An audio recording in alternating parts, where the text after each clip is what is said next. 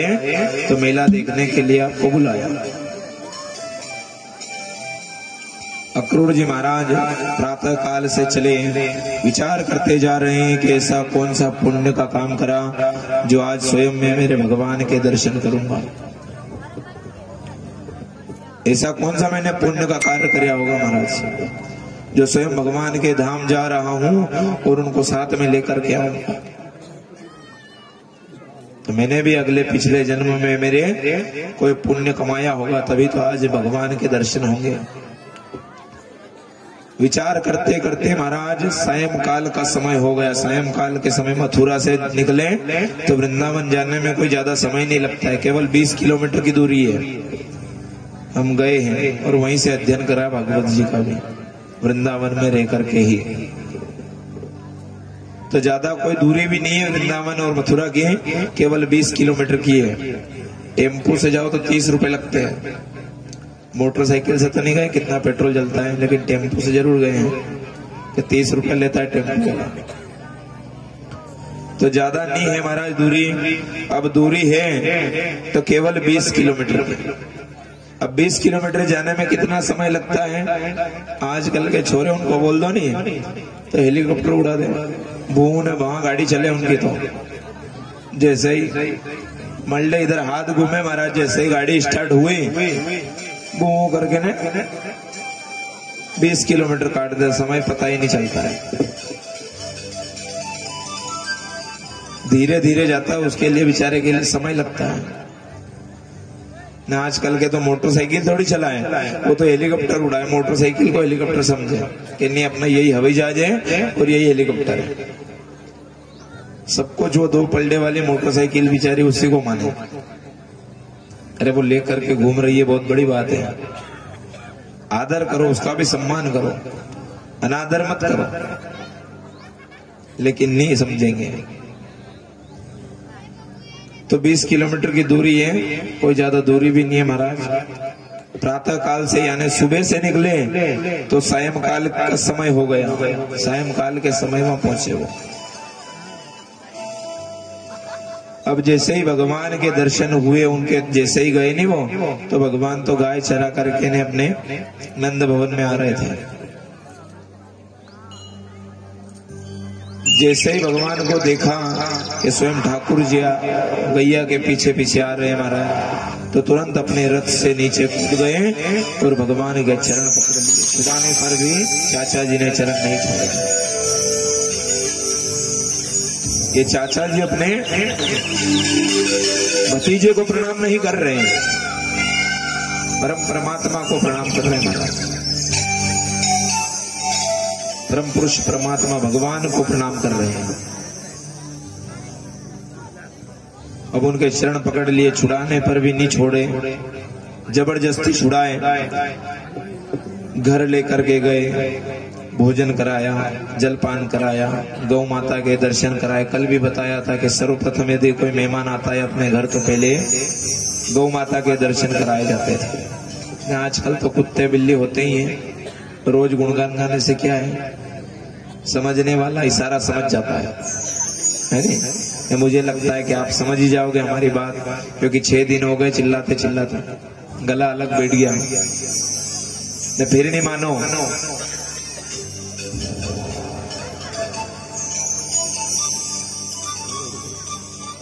श्री राधे। जो महाराज कृष्ण और माता रुक्मणी बनना चाहते हैं वो पहुंचेंगे नहीं। हमारे पास खबर आई कि वो नहीं आए हैं। जो भी बनना चाहते हैं वो पहुंच जाएं, क्योंकि समय नहीं है। हाँ चले जाओ, आप जल्दी जाओ दौड़ करके। बड़े आनंद के साथ में विधि विधान से विवाह करेंगे, है ना? हाँ दोनों बन जाओ, बहुत बढ़िया लगोगे, आनंद लेंगे खूब। सब इधर देखो, अभी बने नहीं है, वो आपके गांव के हैं, नहीं बनेंगे तो यही आएंगे सर्वप्रथम, है ना? ये बनकर के आए, तब तक निवेदन है कि 2 कुर्सी की भी तैयारी कर ले। तो भगवान को नीचे नहीं बिठाएंगे, हम ऊपर बैठे तो उनको भी ऊपर बिठाएंगे, है ना? तो 2 कुर्सी भी लेकर के आ जाए कोई, थोड़ी देर से ले आना, अभी नहीं आएंगे भगवान, देर से लाएंगे। तो महाराज भगवान को, भगवान ठाकुर जी महाराज ने, भगवान श्री कृष्ण ने अक्रूर जी महाराज का स्वागत सम्मान किया, भोजन कराया। रात्रि का समय हुआ। रात्रि के समय गौशाला में ले जाकर के भगवान को सब कुछ बता दिया। क्या बताया? बोले तुम्हें बुलाया है कंस ने, और मारने, मेला देखने के लिए बुलाया है, लेकिन मेला तो एक बहाना है, तुमको वो वहां बुलाना चाहता है और आपको मार देगा। कन्हैया ने कहा चाचा जी से, बोले ये बात आपने मुझे कही बहुत अच्छी बात है, लेकिन माता पिता से मत कहना, नहीं तो वो आपके साथ में मुझे नहीं भेजेंगे। मना कर दिया। लेकिन ये तो पता चल गया माता यशोदा को कि सुबह भगवान कृष्ण और बलराम जी दोनों अक्रूर चाचा के साथ में मेला देखने के लिए जाएंगे। माता यशोदा के मन में सवाल खड़े हुए महाराज कि आए दिन कंस राक्षस भेजता रहता है अपने यहाँ, और आज तो कंस की नगरी में कन्हैया जा रहा है, तो वो वापस लौट करके थोड़ी आए। अचानक महाराज उनकी पूरी सभा का स्वरूप बिगड़ गया। जितनी माता यशोदा प्रसन्न थी उतनी आज दुखी हो गई, क्योंकि माता यशोदा ने आज तक अपने जीवन में ऐसा नहीं सोचा था कि भगवान कृष्ण भी हमसे आज अलग हो जाएंगे कभी। लेकिन वो घड़ी आ गई, तो वो माता भगवान भी क्या करे, क्योंकि वहां जाना भी जरूरी ना। मैया रात्रि में विचार कर रही है कि कन्हैया वहां जाएंगे तो मैं क्या करूंगी अकेली, क्योंकि जब से कन्हैया का जन्म हुआ है तब से माँ यशोदा को नींद नहीं आती भगवान के बिना। अब बड़े बड़े मन में सवाल खड़े हो रहे हैं महाराज। गोपियों को पता चला, ग्वाले को पता चला, तो सभी दौड़ दौड़ करके रात्रि में ही नंद भवन में आ गए। बोले कन्हैया को हम नहीं जाने देंगे। नंद बाबा समझा रहे माता यशोदा को, बोले तू चिंता मत कर, मेला देखने के लिए जा रहा है नहीं कन्हैया, तो मैं भी इसके साथ में जाऊंगा, अकेला नहीं जाने दूंगा। ग्वालों से कहने लगे, बोले काम करो, जो भी हमारे साथ में मेला देखना चाहता है और जो हमारे साथ में चलना चाहता है वो सुबह प्रातः काल तैयार हो जाना भैया। प्रातः काल हुई, जितने भी ग्वाले थे सभी तैयार हो गए। तैयार होकर के भगवान के पास में आ गए, प्रणाम किया कन्हैया को, अक्रूर जी महाराज को प्रणाम किया। नंद बाबा ने विचार किया कि बोले आप एक काम करो, बलराम और कृष्ण दोनों अक्रूर चाचा के साथ में आ जाना, और मैं सब ग्वालों के साथ में जा रहा हूं। वो तो आगे निकल गए, लेकिन जितनी गोपियां थी सभी पास में आकर के खड़ी हो गई। भगवान कृष्ण को जाने का जैसे नाम लिया कि अश्रुपात करने लगी महाराज, क्योंकि उनको पता है, वो सब जानती है, यदि भगवान चले गए हमको छोड़ करके एक बार, तो दोबारा ये लौट करके नहीं आने वाले हैं। ये बात माता यशोदा को भी अच्छी तरह पता है। रोने लगी महाराज माता यशोदा, बड़ी जोर जोर से अश्रुपात करने लगी। बोले कन्हैया मुझे छोड़ करके तू मत जा, मैं तेरे बिना जीवित नहीं रह सकती। अक्रूर जी रथ में बैठ गए। अक्रूर जी को हजारों लाखों गालियां सुना दी। किसने? गोपियों ने। बोले तेरा नाम अक्रूर नहीं, तेरा नाम तो क्रूर होना था। जो आज हमारे भगवान को प्राण से भी प्यारे हैं, हमारे भगवान, उनको तो आज हमसे अलग करने के लिए आया है। जितने हमारे प्राण प्यारे नहीं हैं, उतने हम प्यारे हैं, उतने भगवान हमारे प्यारे हैं। और आज उनको ही तो अलग करने की बात कर रहा है। तेरा नाम अक्रूर नहीं, तेरा नाम तो क्रूर होना था। कोस रही है गोपिया अक्रूर जी महाराज को। अक्रूर जी महाराज ने गर्दन झुका ली। ऐसा मैंने कौन सा बड़ा अपराध किया महाराज, जो आज गोपियों को भगवान से दूर कर रहा हूं।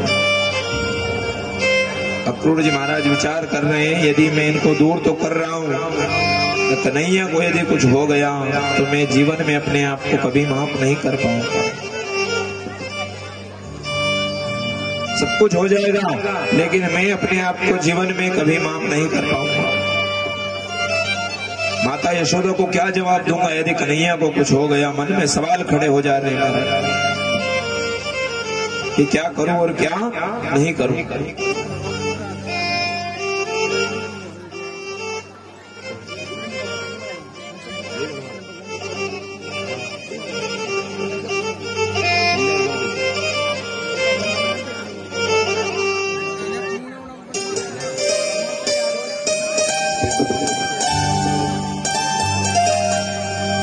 श्री राधे।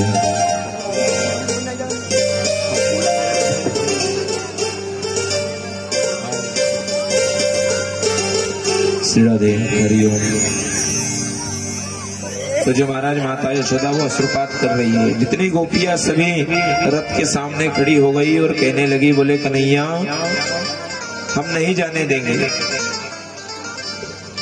यदि जाना है तो सब रथ के सामने सो गई, लेट गई महाराज, और कहने लगी कि यदि तुम्हें जाना ही है तो रथ हमारे ऊपर चढ़ा करके जा सकते हो, फिर हम रोकने वाले नहीं है। पहले हमें मार दो, उसके बाद में आप जाओ, उसके पहले हम नहीं जाने देंगे। माता यशोदा कन्हैया को कहने लगे, बोले तो कन्हैया ने कहा माता यशोदा को, बोले माँ मैं आज जा रहा हूं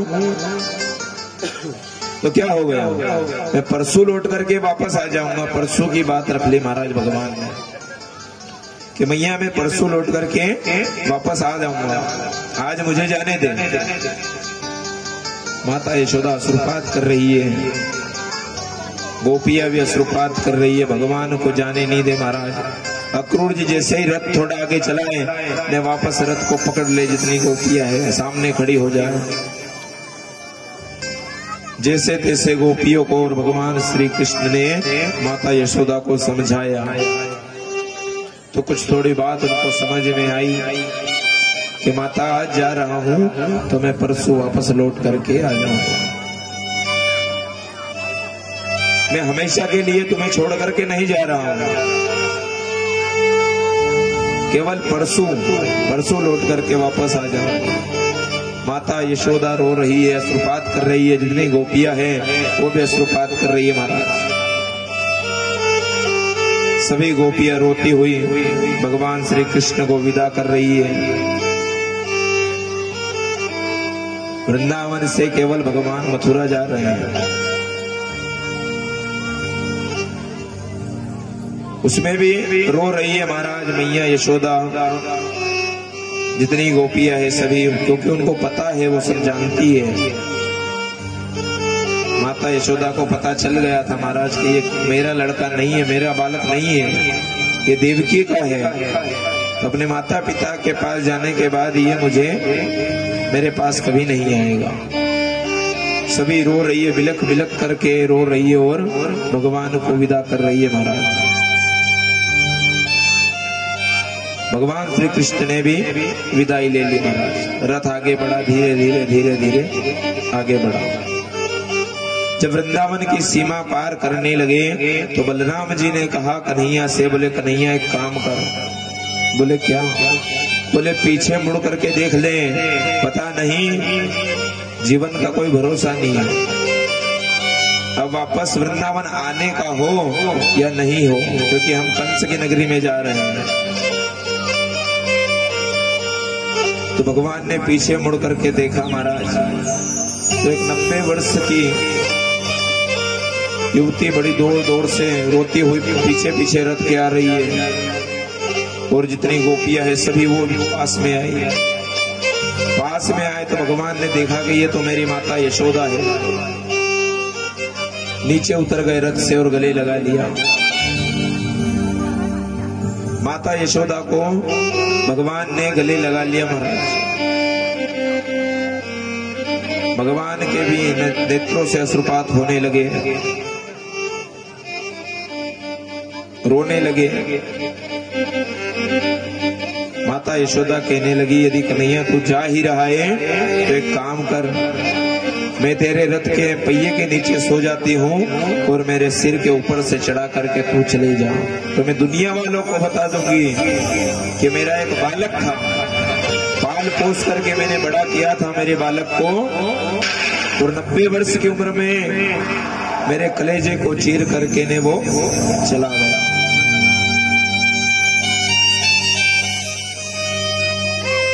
मेरे कलेजे को चीर गया और यहां से चला गया।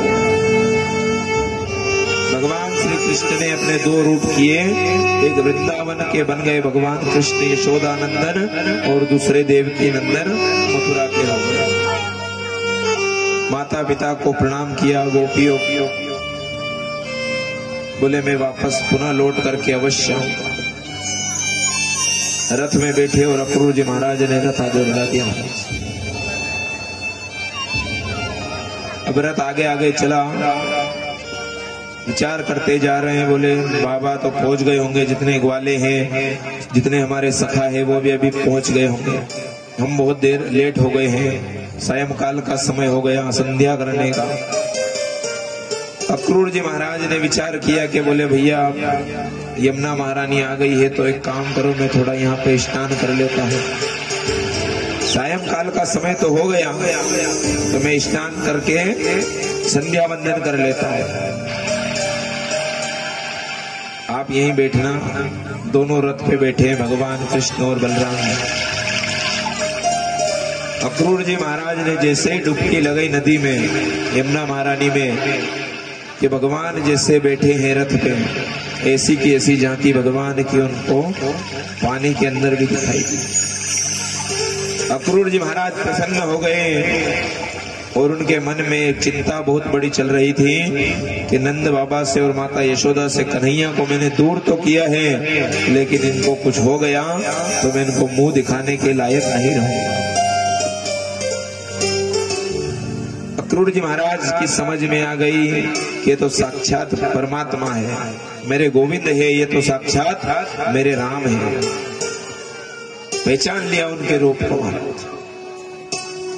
अब इनको कुछ होने वाला नहीं है, अब तो कंस का अंतिम समय आ गया है। प्रसन्न हो गया, स्नान किया, संध्या वंदन करके ने रथ आगे बढ़ाया। जहां नंद बाबा और ग्वाले का विश्राम था वहां पे पहुंच गए। कहने लगे, बोले लेट हो गए कन्हैया? बोले हाँ, ये अक्रूर जी महाराज जो है ना संध्या वंदन करने लग गए थे, इसलिए हमें देरी हो गई, इसलिए हम लेट हो गए बाबा। बोले काम करो, हाथ पैर धो करके थोड़ी नाश्ता पानी कर लो, बाल भोग कर लो और आराम करो, विश्राम करो। आज तो सायंकाल का समय हो गया, अब कल हम मेला घूमने चलेंगे। लेकिन जो कन्हैया है वो माने नहीं महाराज। उन्होंने कहा कि बाबा अभी तो शाम में थोड़ी देर है, तो आपकी आज्ञा हो तो हम चले जाएं मेला घूमने के लिए। नंद बाबा ने मना कर दिया, बोले भैया ये अपना वृंदावन नहीं है, ये कंस की नगरी है और तेरा कोई भरोसा नहीं है, तो किससे झगड़ा कर ले, किसके घर में घुस जाए, माखन मिश्री की चोरी कर ले, तेरा कोई भरोसा नहीं। बलराम जी महाराज ने कहा, बोले बाबा यदि आप आज्ञा दो तो मैं कन्हैया के साथ में चला जाता हूँ। ग्वाले सब बोले हाँ। बोले बाबा बलदाव भैया को भेज दो और कन्हैया हम सब चले जाएंगे साथ में, जैसे जाएंगे वैसे ही वापस आएंगे। बोले कन्हैया शिकायत नहीं मिलनी चाहिए कुछ भी, क्योंकि ये कंस महाराज की नगरी है, कोई अपना वृंदावन नहीं है, तो यहाँ अपनी कुछ भी नहीं चलती है। चलती किसकी है? तुम्हारे मामा जी की, कंस की। तो बोले ठीक है, जैसे जाएंगे वैसे ही आ जाएंगे महाराज। अब वहां से निकले,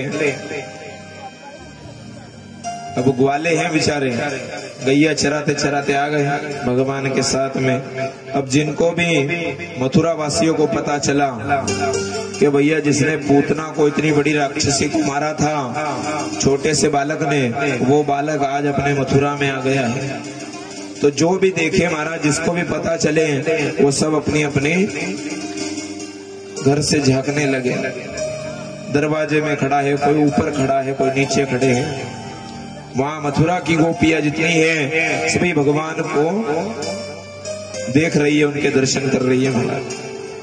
वो जहां कहीं गोपियों पे भगवान की जैसे ही नजर पड़े कि वो उछल पड़ती है ना, कूद पड़ती है, देखो रे वो तो मुझे देख रहा है, उछल जाती महाराज, प्रसन्न हो जाती है।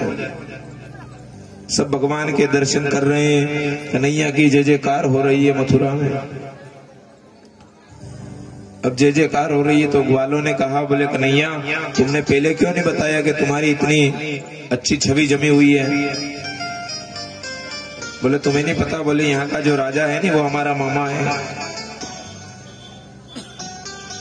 और मैं उनका भानेज हूं, इसलिए सब जय जयकार कर रहे हैं अपनी है। बोले कन्हैया ये बात यदि तू हमें पहले बता देता तो हम थोड़े अच्छे वस्त्र पहन करके आते तो हम भी थोड़े अच्छे लगते हैं। बोले क्या चाहिए आपको? बोले थोड़े अच्छे कपड़े मिल जाते हैं तो ज्यादा अच्छा रहता। बोले उसकी व्यवस्था तो कर देंगे। आगे गए, कंस का धोबी मिला, कहा बोले राम राम मामा। धोबी ने कहा बोले मेरा तो कोई भाणेज नहीं है, तू कहां से आ गया भाणेज? बोले यहाँ के जो राजा है नहीं वो मेरे मामा है, और मामा के गांव के तो हर कोई मामा होते हैं, सभी मामा रहते हैं कि नहीं, तो इसलिए आप भी तो हमारे मामा जी हो। धोबी ने तुरंत पहचान लिया, बोले अच्छा तो तुम ही हो कृष्ण और बलराम? बोले हाँ पहचान लिया, तो अच्छे अच्छे वस्त्र दे दो, हमारे सब ग्वाले पहन लेंगे। कहने लगे बोले तुम्हारे बाप दादा ने देखे क्या ऐसे महंगे महंगे राजा महाराजा के कपड़े, गाय के पीछे भगने वाले ग्वालों? चिल्लाने लगे महाराज। तो धोबी था, भगवान को तुरंत क्रोध भी आ जाता है, जैसे ही मारी जोड़ से उसका उद्धार कर दिया महाराज। जितने भी वस्त्र पड़े थे सब पहन लिए। अब वो वस्त्र बड़े बड़े न ग्वाले अपने छोटे छोटे, भगवान के कृष्ण छोटे छोटे थे, जैसे गोविंद वैसे उनके मित्र, वैसे ही ग्वाले। तो वो वस्त्र तो बड़े बड़े, भगवान आगे आगे जा रहे हैं, उनके पीछे पीछे जो भी है ग्वाले उनके सखा सब पीछे पीछे। उन्हें पीछे मुड़ करके देखा तो अपने आप झाड़ू लग रही है, क्योंकि वस्त्र इतने बड़े बड़े, अपने आप झाड़ू लगती है कि नहीं महाराज? इतने बड़े वस्त्र पहन लो तो घसीटते आ रहे पीछे पीछे। बोले कन्हैया अच्छे वस्त्र दिलाए तूने? बोले क्यों? बोले गली मोहल्ला साफ हो जाएगा आज मथुरा का, इतने बड़े बड़े वस्त्र पहन लिए हमने, झाड़ू की कोई आवश्यकता ही नहीं है। बोले ठीक है उसकी भी थोड़ी हम व्यवस्था करेंगे। आगे गए तो एक दर्जी मिला महाराज, उसके पास भी गए, बोले राम राम मामा। बोले राम राम। दर्जी ने पहचान लिया, चरण स्पर्श करे महाराज कन्हैया के। बोले क्या सेवा है मेरे लिए, क्या आज्ञा है प्रभु, क्या सेवा मैं कर सकता हूं? बोले सेवा इतनी है कि जो अपने आप झाड़ू लग रही है इसको बंद करो। सबके जो वस्त्र थे वो नपती लेकर के ने उस दर्जी ने वस्त्र सब ग्वालों को पहना दिया महाराज। अब वस्त्र अच्छे हो गए। ग्वालों ने कहा बोले कन्हैया थोड़ी और कमी लग रही है। बोले क्या? बोले भैया अच्छे वस्त्र चाहिए थे, अच्छे वस्त्र दिलवा दिए, अब क्या कमी रह गई? बोले गले में माला रहती नहीं, एक एक तो थोड़े अच्छे ज्यादा अच्छे लगते हैं। बोले माला अच्छी है? बोले हाँ। बोले उसकी भी कोई व्यवस्था करेंगे। तो आगे एक माली का घर आया महाराज। बोले राम राम मामा। बोले राम राम। उस माली का संकल्प था महाराज कि मेरे हाथ की बनाई हुई माला में पहले भगवान कन्हैया को पहनाऊंगा, उसके बाद में दुनिया वाले को। पहले किसको पहनानी थी? भगवान कन्हैया को। और कन्हैया स्वयं उनके घर पधारे महाराज। सभी के एक एक गले में माला डाल दी धोबी ने, उसने माली ने, धोबी ने तो कपड़े दिए थे। अब माला सबके गले में डाल दी महाराज। भगवान ने उसको आशीर्वाद दिया माली को। आशीर्वाद क्या दिया महाराज कि यदि माली के घर से माला ले आते अपने घर शाम को और सुबह भगवान को चढ़ाते हैं तो वो माला बासी हो जाती है, बासी माला हो जाती है यदि हमारे घर में रखी है तो। ने माली के घर में रखी है रात में, और सुबह यदि वो बेचेगा तो वो माला बासी नहीं मानी जाएगी। ये आशीर्वाद दिया। अब ग्वाले कहने लगे कि अच्छे कपड़े भी हो गए, सब कुछ हो गया, गले में एक माला भी हो गई, अब तो आनंद आ गया। बोले कन्हैया नेक कसर और रह गई। बोले नेक क्या कसर रह गई भैया, अच्छे कपड़े भी दिला दिए, गले में माला भी डलवा दी, और क्या चाहिए। बोले माथे पे थोड़ा तिलक लग जाता नहीं तो ज्यादा अच्छा लगता है, बिना तिलक के माथा अच्छा नहीं लगता है। चंदन थोड़ा लेपन हो जाता नहीं तो बढ़िया अच्छा रहता महाराज। बोले अच्छा रहता। बोले हाँ। बोले देखेंगे उसकी व्यवस्था हो जाएगी तो वो भी करेंगे। तो आगे से देखा तो एक कुब्जा हाथ में कटोरा लेकर के जा रही थी। भिखारी नहीं थी वो, कटोरा चंदन का था। नहीं तो कटोरों का नाम सुन के तुम सोच रहे हो मन में कि नहीं भिखारी होगी कोई, तो वो भिखारी नहीं थी, चंदन का कटोरा था उसके हाथ में। चंदन का कटोरा लेकर के जा रही है। कंस की नगरी में चंदन की सेवा देती थी वो। भगवान कन्हैया ने देखा उसके हाथ में, बोले चंदन, तुरंत आवाज लगाया। बोले वो सुंदरी, 3 जगह से टेढ़ी ने सांवली कुब्जा, कुबड़ी थी बेचारी, उसका नाम ही कुब्जा रख दिया। 3 जगह से टेढ़ापन था। भगवान ने बड़े आदर के साथ में, बड़े सम्मान के साथ में क्या कहा, बोले अरे सुंदरी सुनती हो। जैसे सुंदरी नाम सुना के उछल उछल कर देखेगी ये किसकी तरफ इशारा कर रहे हैं भैया। जीवन में आज तक किसी ने मुझे सुंदरी नहीं बोला, बोला तो आज ही बोला कन्हैया ने। उसने पूछा कि क्या मुझे बोल रहे हो। बोले हाँ सुंदरी, मैं आपको ही बोल रहा हूं। दौड़ करके भगवान के पास में आ गई। 3 जगह से टेढ़ी कुब्जा मारा। भगवान कृष्ण के पास में आई, कहने लगे, बोले हाँ प्रभु क्या आज्ञा है। बोले तुम्हारी तुम कहाँ सेवा करती हो, क्या है ये। बोले ये तो चंदन है महाराज, और मेरी चंदन की सेवा कंस की नगरी में है। मेरे हाथ से मैं चंदन घिस करके ने कंस की नगरी में चंदन की सेवा करती हूँ। कन्हैया ने कहा, बोले तुम्हारे हाथ का घिसा हुआ चंदन क्या आज हमें मिल सकता है। बोले प्रभु ये तो मेरा सौभाग्य कि मेरे हाथ का घिसा हुआ चंदन स्वयं आप आपके माथे पे लगाओगे। चंदन लेने लगे तो कुब्जा ने कहा, बोले प्रभु आपकी इच्छा हो तो मैं अपने हाथों से ही चंदन लगा दूंगा। ऐसा किसका स्वभाव महाराज, सौभाग्य कि स्वयं परमात्मा के माथे पे चंदन लगाएंगे। तो भगवान ने बोल दिया, बोले हाँ लगा दो चंदन। सबके माथे पे चंदन लगा दिया। जाने लगे।